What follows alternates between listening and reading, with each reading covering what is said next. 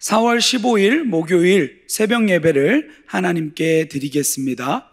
오늘 우리에게 주시는 하나님의 말씀은 출애굽기 5장 22절부터 6장 13절까지의 말씀입니다. 우리 드라마 바이블로 함께 읽겠습니다.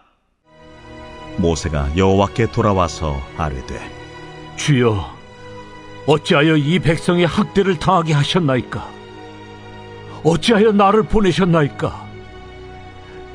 내가 바로에게 들어가서 주의 이름으로 말한 후로부터 그가 이 백성을 더 학대하며 주께서도 주의 백성을 구원하지 아니하시나이다.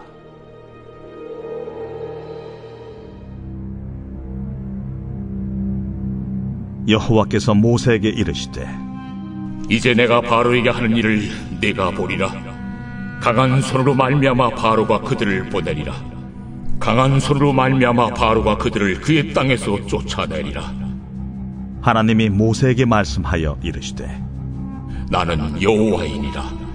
내가 아브람과 이삭과 야곱에게 전능의 하나님으로 나타났으나 나의 이름을 여호와로는 그들에게 알리지 아니하였고, 가나안 땅 곧 그들이 거류하는 땅을 그들에게 주기로 그들과 언약하였더니 이제 애굽 사람이 종으로 삼은 이스라엘 자손의 신음소리를 내가 듣고 나의 언약을 기억하노라. 그러므로 이스라엘 자손에게 말하기를, 나는 여호와라. 내가 애굽 사람의 무거운 짐 밑에서 너희를 빼내며 그들의 노역에서 너희를 건지며 편팔과 여러 큰 심판들로써 너희를 속량하여 너희를 내 백성으로 삼고 나는 너희의 하나님이 되리니, 나는 애굽 사람의 무거운 짐 밑에서 너희를 빼낸 너희의 하나님 여호와인 줄 너희가 알지라. 내가 아브람과 이삭과 야곱에게 주기로 맹세한 땅으로 너희를 인도하고 그 땅을 너희에게 주어 기업을 삼게 하리라. 나는 여호와라 하셨다 하라. 모세가 이와 같이 이스라엘 자손에게 전하나 그들이 마음의 상함과 가혹한 노역으로 말미암아 모세의 말을 듣지 아니하였더라. 여호와께서 모세에게 말씀하여 이르시되, 들어가서 애굽 왕 바로에게 말하여 이스라엘 자손을 그 땅에서 내보내게 하라. 모세가 여호와 앞에 아뢰어 이르되, 이스라엘 자손도 내 말을 듣지 아니하였거든 바로가 어찌 들으리까? 나는 입이 둔한 자니이다. 여호와께서 모세와 아론에게 말씀하사 그들로 이스라엘 자손과 애굽 왕 바로에게 명령을 전하고 이스라엘 자손을 애굽 땅에서 인도하여 내게 하시니라. 오늘도 말씀과 기도로 하루를 여는 모든 성도님들을 진심으로 축복합니다. 말씀이 우리의 길이 되고 또 말씀을 따라 기도하고 살아가는 모든 성도님들 되시기를 간절히 소원합니다. 설교의 대가라고 불리우는 찰스 스펄전 목사님이 하신 말씀을 듣고 최근에 많은 생각을 하고 또 저 자신을 돌아보게 되었습니다. 무슨 말씀을 하셨냐면, 기차를 타고 가다가 사고가 났는데 내가 다치지 않고 살아났다면 우리는 그것을 기적이라고 말한다. 그러나 6일 동안 기차를 탔는데 아무 일이 일어나지 않는 것은 기적이라고 말하지 않는다. 이 이야기를 들으면서 참 많은 생각을 했습니다. 또 저의 부족함이 철저히 조명되었음을 저는 발견할 수 있었습니다. 우리는 늘 무언가 일어난 현상을 봐야만 하나님의 살아계심을 느끼고 그 현상을 보여달라고 매일같이 하나님께 요구하고 있는 모습이, 제 모습이 그 이야기 가운데서 조명되어졌기 때문입니다. 분명 하나님은 성실하시고 또 선하시며 그분이 뜻하시면 그분의 시간표대로 또 그분의 방법대로 철저히 그 일을 이루시는 분이신데, 하나님의 약속을 붙들고 기다리기보다는 늘 조급하며 기도를 하긴 하는데 눈앞에 내가 원하는 결과가 보이지 않으면 하늘로 손가락을 치켜 세우며 삿대질하며 하나님이 살아계시냐고 묻는 그러한 모습들이, 그런 아주 추악한 모습들이 조명되었기 때문입니다. 그런데 이러한 모습이 비단 저의 모습만이 아니더라고요. 오늘 본문 말씀을 보면 저와 비슷한 모습을 보이는 한 사람의 모습이 조명되고 있습니다. 바로 모세의 이야기죠. 오늘 우리가 읽은 본문을 이 4개의 단락으로 크게 나눌 수가 있는데요. 5장 22, 23절은 모세가 하나님을 향하여서 탄원하는 내용이 나오고요. 6장 1절부터 5절까지는 하나님의 자기 계시, 자기 선언이 나옵니다. 특별히 무슨 선언입니까? 무슨 계시입니까? 나는 여호와다 라는 계시이죠. 6절부터 9절까지는 나는 하나님인데, 여호와인데, 특별히 너희의 하나님, 너희의 여호와다, 너희와 약속을 지키는 여호와다 라는 것을 보여주고 있습니다. 그리고 마지막으로 10절부터 13절까지를 통하여서는 다시 내가 약속한 대로 바로에게 너가 나아갔으면 좋겠다, 모세야 바로 앞으로 나아가라 라는 이야기가 등장하게 되는 것이죠. 여러분은 아마도 오늘 이 본문 말씀의 이야기를 너무도 잘 알고 있을 것입니다. 본문의 이야기를 자세하게 좀 살펴봤으면 좋겠는데요.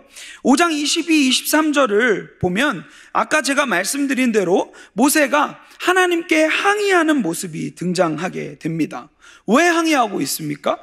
분명히 하나님은 모세를 부르셔서 아론과 함께 바로에게 가서 그 이스라엘 백성들을 내보내라 이렇게 이야기하라고 보냈는데 결국 어떻게 됩니까? 협상에 실패하고 결국은 오히려 이 백성들이 더욱 심한 노역을 당하게 되는 것을 확인할 수 있습니다. 이에 모세가 하나님의 뜻을 붙잡고 또 하나님의 성실하심을 기억하기보다는 무엇을 하냐면 왜? 라는 질문을 던지면서 하나님께 항의하는 모습이 오늘 본문에 등장하는 것을 확인할 수가 있습니다.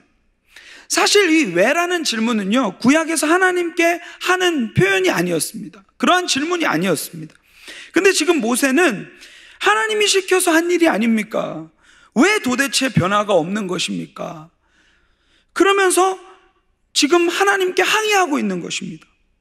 사실 본문을 원어로 보면 이 정도 수준을 넘어서 과격하게 항의하고 있는 모습을 보여주는 것으로 확인되어집니다. 이스라엘 백성들이 애굽에서 심한 노역과 고통을 당하고 있는 그 모습을 보면서 이 모든 고통의 탓을 지금 이 모세는 하나님께 돌리고 있는 것을 확인할 수가 있습니다. 히브리어로 보면요, 여기서 학대를 당하게 하셨나이까? 라는 질문을 22절에 던지잖아요. 5장 22절에 던지는데 이 표현은요, 당신이 악을 행했다라는 표현입니다. 그러니까 학대당하고 있는 것은 하나님이 행하신 일이라는 것을 하나님이 악을 행하셨다라고 지금 과격하게 표현하고 있는 것입니다. 23절에는 더욱더 과격한 표현을 합니다. 바로가 백성을 학대한다라고 말하고 있는데 그는 그 같은 동사를 하나님께로도 적용하고 있는 것입니다.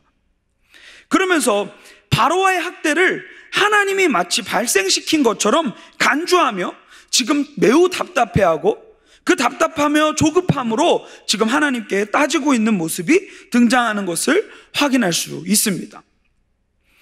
그리고 나서 이제 6장을 통하여서 하나님의 답변, 그리고 그 대화가 잠시 등장을 하는데요, 이제 하나님이 답변을 하십니다. 만약에 저 같으면 아마 모세를 꾸짖었을 것 같아요. 근데 어떻습니까? 하나님 신실하세요. 사랑에도 신실하신 분이십니다. 꾸짖지 않으시는 거예요. 어찌 네가 나에게 삿대질을 하며 지금 따지느냐? 항의하느냐? 질문하지 않으세요. 그러면서 뭐라고 얘기하시냐면 자신을 드러내십니다. 2절에 보니까 이렇게 되어 있어요. 6장 2절입니다. 모세야, 나는 여호와니라. 지금 이 말을 통하여서 무엇을 지금 우리에게 기억해 해주는 것입니까? 우리가 불평하면서 그동안 잊어버리고 있었던 그 이름, 하나님, 여호와 하나님, 그분의 이름을 지금 다시 한번 생각나게 해주시는 거예요. 어리광 부리는 자녀에게 나 너의 아빠야 라고 지금 선언하신 것과 같은 그러한 모습으로 지금 주님께서 다가와 답변을 주시고 계시는 것이죠. 그러면서 1절과 이 말씀들을 통하여서 계속해서 무엇을 보여주십니까? 내가 바로에게 하는 일을 너에게 보여줄 거야. 나는 강한 손을 사용할 거야. 여기서 이 강한 손은요, 하나님의 능력을 나타내는데요, 6절에 편팔이라는 표현과 비슷한 용어입니다. 강한 손과 편팔로 애굽의 재앙을 일으킴으로 말미암아 바로는 우리 이스라엘 백성들을 내보내 줄 거야 라는 것을 이야기해 주는 거죠. 그러면서 결국은 모세가 잊어버렸던 그 소망의 말씀, 약속의 말씀을 다시금 붙잡게 하는 거예요. 그리고 3절의 말씀으로 가보니까 언약, 하나님께서 약속하셨던 그 언약을 다시 한번 상기시켜 주시면서 이 언약을 이루시는 모습을 통하여서 결국은 여호와의 이름을 드러낼 것이라는 이야기들을, 여호와가 어떤 분이신지를 드러내시겠다고 선언하십니다. 무슨 언약입니까? 가나안 땅을 주시겠다는 그 언약이죠. 기다려, 이제 나의 시간표를 통해 너희에게 내가 어떤 분인지를 나타낼 거야. 기다려. 그러면서 6절부터 9절까지의 말씀을 통하여서 다시 한번 자신이 어떤 분이신지를 나타내십니다. 나는 여호와야. 그러나 그냥 여호와가 아니라 너의 여호와야 라는 것을 계속해서 기억나게 해주십니다. 그리고 그분의 뜻하신 내용과 방법을 나타내는 모습들이 본문에 등장하는 거죠. 그분의 뜻은 무엇입니까? 이스라엘을 구원하시는 것, 이스라엘을 속량하시는 것입니다. 방법은 어떻습니까? 강한 손과 표심팔, 심판으로 그 방법을 통하여서 결과를 이루실 거라는 거예요. 그 결과는 뭐예요? 내가 너희의 하나님임을 증명하고, 아까도 말씀드린 것처럼 하나님이 약속하신 그 땅을 줄 뿐만 아니라 이스라엘 백성들을 구원하시는 그러한 이야기들을 지금 이 말씀을 통하여서 펼쳐가고 있는 것입니다. 여러분, 우리가 여호와를 잘 알고 있는 것과 같이 그분을 대적할 자가 없습니다. 그러나 애굽에서 심한 노역을 당하던 이 이스라엘 백성들은 믿음이 많이 없어졌어요. 하락했어요. 9절에 보니까 이렇게 되어 있습니다. 모세가 이스라엘 자손에게 전하나 그들이 마음의 상함과 가혹한 노역으로 말미암아 모세의 말을 듣지 아니하였더라. 여기서 상한 마음이라는 이 단어를요, 이 브루그만이라는 학자는 좌절의 깊이가 하나님의 소망을 이겼다라고 표현하고 있어요. 이 좌절의 깊이가 얼마나 심각했는지를 지금 얘기해 주는 거예요. 이 모습을 보면서 참 우리가 이 모습을 너무 닮았지 않았나라는 것을 생각해 보게 되었습니다. 그분은 늘 말씀을 주시고 우리에게 약속을 주시는 분이세요. 근데 우리는 그 신실하심, 그 성실하심을 잊어버리고 여전히 믿음이 없어요. 환경과 상황에만 또 주목하며 나아가는 모습이 이스라엘 백성들의 모습에도 비춰졌지만 저희의 모습이 이와 같지 않나 생각해 보게 되었습니다. 여기 말씀해 보니까 9절에 이렇게 나와 있어요. 이 이스라엘 백성들이 모세의 말을 듣지 아니하였더라.